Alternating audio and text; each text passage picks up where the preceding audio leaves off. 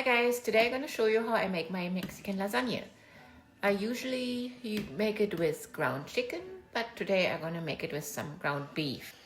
And then we're also going to add some black beans, some corn, some salsa, and then we're going to layer it with tortillas in between, and then just going to put cheese on top, and then it goes in the oven. But first I'm going to make the sauce, the meat sauce, so I'm going to show you how I do that.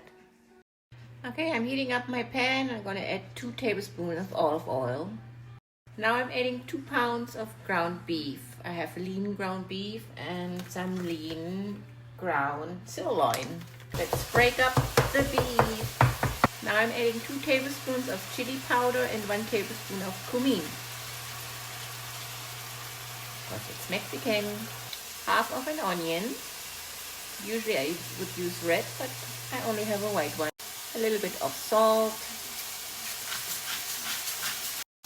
1 cup of salsa, that's what I use. You can use fire roasted tomatoes or taco sauce or whatever you like. So I put in 1 cup and maybe a little more.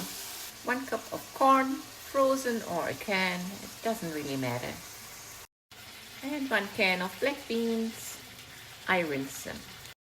And a little bit of cilantro. I am using parsley because we don't like cilantro. Now we just let it simmer for 5 minutes, but I'm gonna try if we need more salt or something else. It cool down for a moment. It definitely needs more salt. Now it's good. Okay, now we're gonna layer our lasagna. I grease the dish. I cut my tortillas in half to make it easier, and I start with the sauce. Then tortilla, sauce, cheese, tortilla, sauce, cheese. Sauce, tortilla. I'm using different kinds because I had so many left over, spinach and the regular one. Makes it a little more tasty. Cheese. And now we start all over again. Okay, the last layer is tortillas and then cheese. Make sure you tuck the sides nicely in there. Otherwise you're going to stick out and burn. That is not so nice.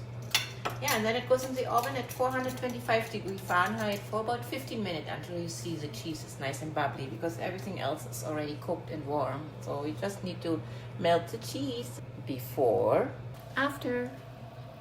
I left it in only for 10 minutes because we like the cheese to be cheesy, not crispy and crusty.